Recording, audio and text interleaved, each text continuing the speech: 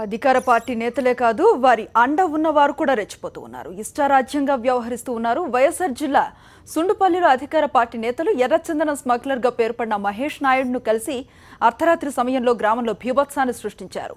మహేష్ నాయుడు అక్రమంగా నిర్మిస్తూ ఉన్న 3 అంతస్తుల భవనానికి రాజమార్గం కోసం చుట్టుపక్కన ఉన్న ఇళ్లన్నీ నిలువునా కూల్చేశారు.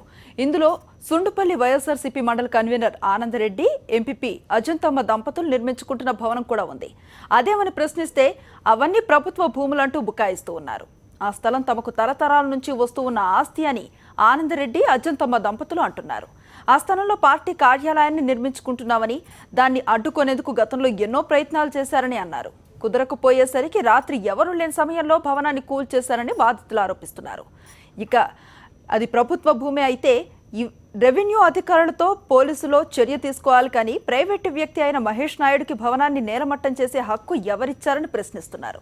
ఈ విషయాన్ని ఉన్నతాధికారుల దృష్టికి తీసుకువెళ్తామని వైఎస్ఆర్సీపీ జిల్లా అధ్యక్షుడు అమర్నాథ్ రెడ్డి తెలిపారు.